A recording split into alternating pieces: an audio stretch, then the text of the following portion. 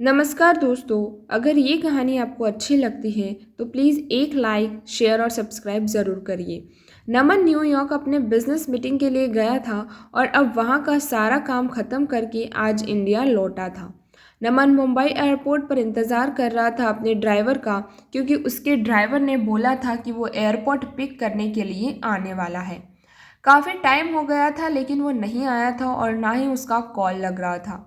कुछ देर बाद नमन का फ़ोन भी स्विच ऑफ हो गया था, क्योंकि चार्ज नहीं था।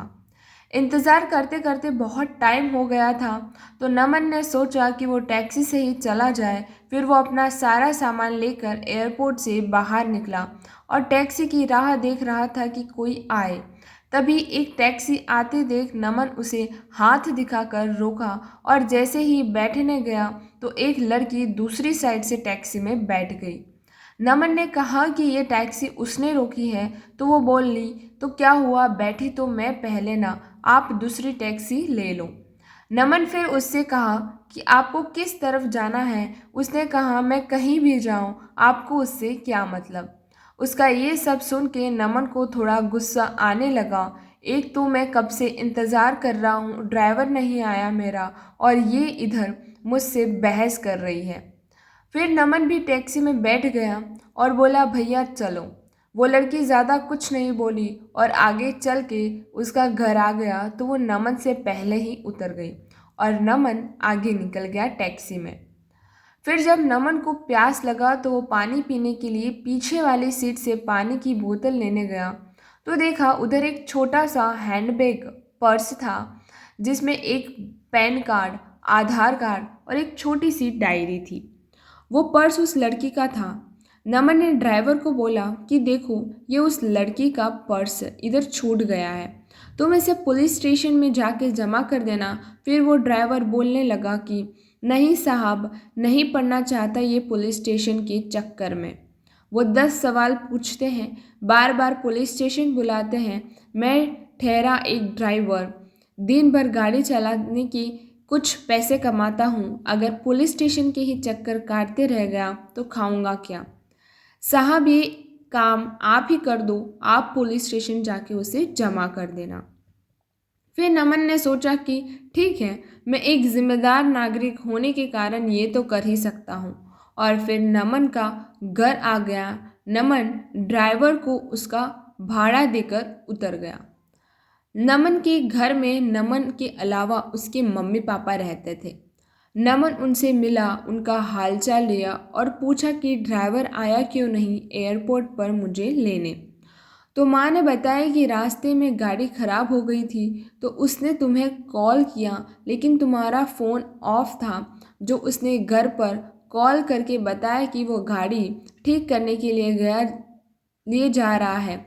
नमन ने कहा ठीक है और अपने कमरे में चला गया आराम करने।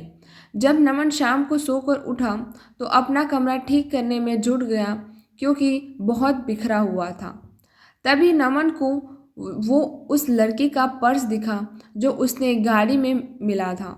नमन ने उसे खोला तो उसमें डायरी था। उसमें निकाल के देखा, उसने कुछ नंबर लिखे हुए थे। उसमें एक नाम था नीतू। नमन ने उस नंबर पर कॉल किया और उसने बोला कि मुझे एक पर्स मिला है गाड़ी में, जिसमें ये डायरी है, उसमें तुम्हारा नाम है, एक पैन कार्ड और आधार कार्ड भी है। उसने पूछा कि आधार कार्ड और पैन कार्ड पे किसका नाम लिखा हुआ है। तो नमन आधार कार्ड पर देखकर बोला, अनीशा। तो सामने से वो लड़की बोली, हाँ ये मेरी दोस्त का पर्स है, वो मुझे बोल रही थी कि उसका पर्स कहीं खो गया है, मैं उसे बता दूंगी और आपका नंबर भी देती हूँ, वो आपको कॉल करके नमन से ले लेगी। नमन ने कहा ठीक है। थोड़ी देर बाद एक नंबर से कॉल आता है। फ़ोन उठाते ही सामने से एक लड़की बोलती है, मेरा पर्स आपके पास है। नमन ने कहा, आप कौन? तो वो बोली, वही जिसका पर्स आपके पास है, जिसमें मेरा कुछ बहुत ज़रूरी सामान है। नमन ने कहा, हाँ मेरे पास है, तुम इसे टैक्सी में भूल गई थी।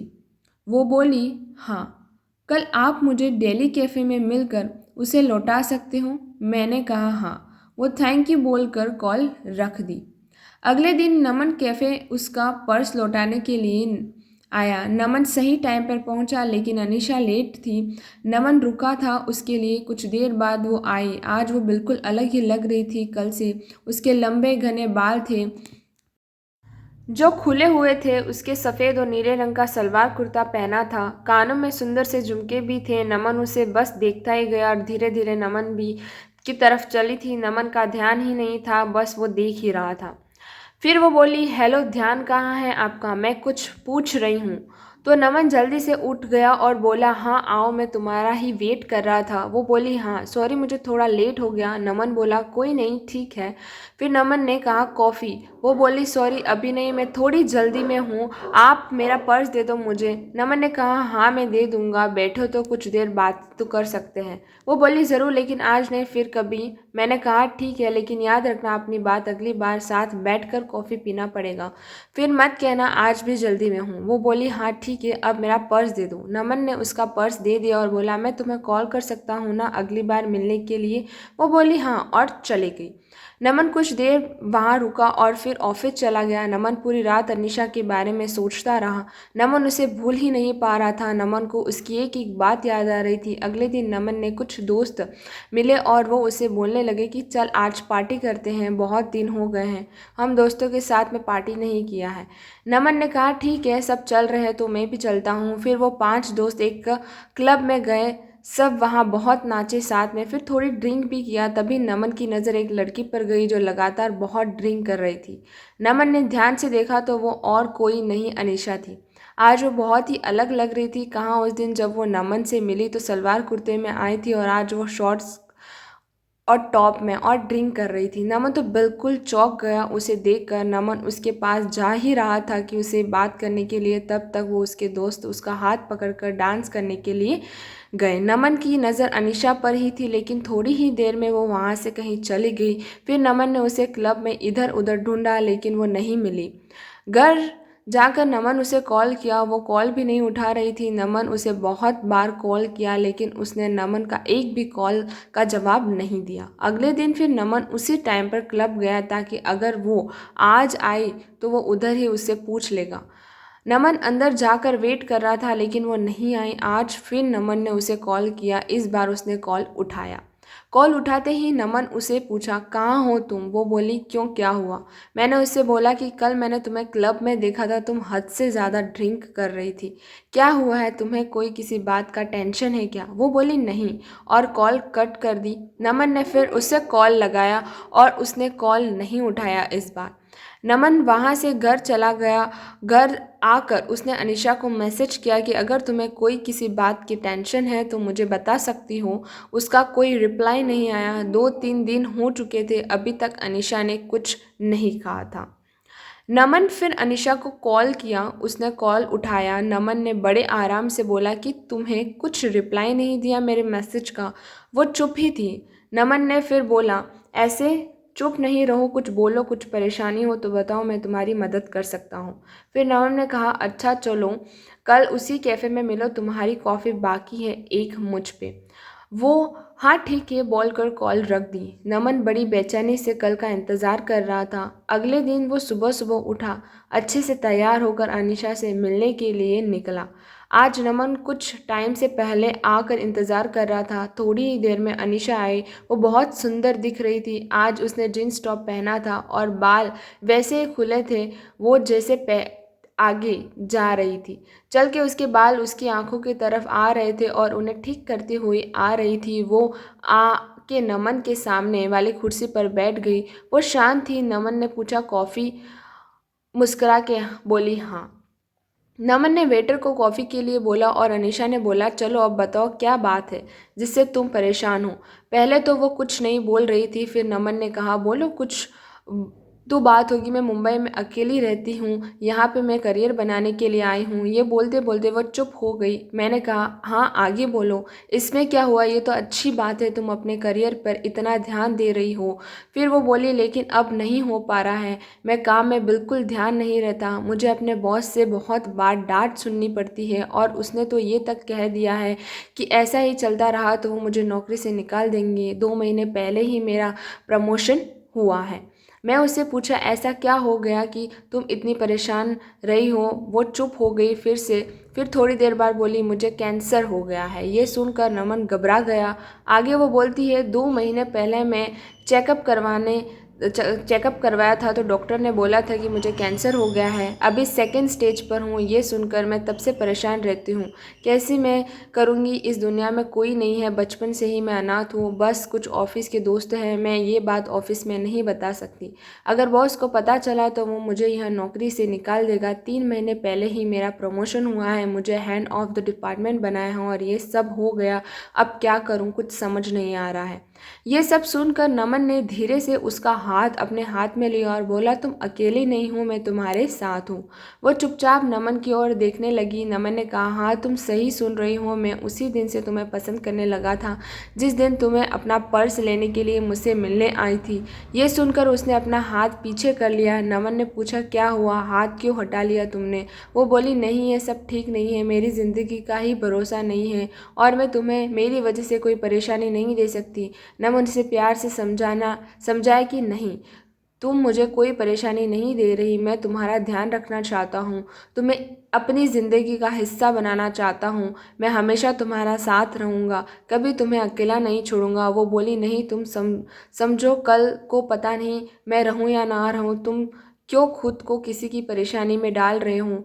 नमन उसे बहुत समझाया लेकिन वो नहीं मानी और चली गई। नमन उसके पीछे गया, उसका हाथ पकड़ के रोका और उससे कहा तुम्हें कभी भी किसी भी ज़रूरत हो तो हमेशा तुम्हारे साथ रहूँगा। और फिर अनीशा चली गई। नमन उसे रोज़ उसका हाल पूछता था। वो डॉक्टर के पास चेकअप के लिए गई कि नहीं, टाइम पर उसने दवाई ली कि नहीं। उस दिन के बाद नमन कभी उसे अकेला नहीं महसूस होने दिया। नमन उसे रोज़ फ़ोन करता था, उसका हाल पूछता था। 4 महीने हो चुके थे ऐसे बात करते करते। एक दिन शाम को फ़ोन पर बात करते अनीशा बेहोश हो गई। नमन उसे पुकारता रहा लेकिन वो नहीं बोल रही थी। नमन तुरंत उसके घर जाने के लिए निकल गया।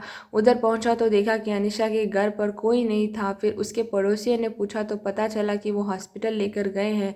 मैं तुरंत हॉस्पिटल पहुंचा, इंक्वायरी डेस्क पर उसके बारे में पता किया और उसके रूम के तरफ गया। 2-3 लोग खड़े थे जो कि अनीशा के हॉस्पिटल लेकर आए थे।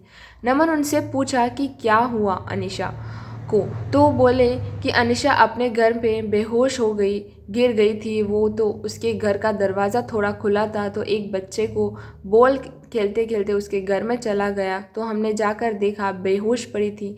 अनीशा अकेले रहती हैं यह तो हम उससे हॉस्पिटल लेकर आए। तभी आईसीयू में एक डॉक्टर बाहर आए और बोले अनीशा की हालत ख़राब है, हमें उसका ऑपरेशन करना पड़ेगा।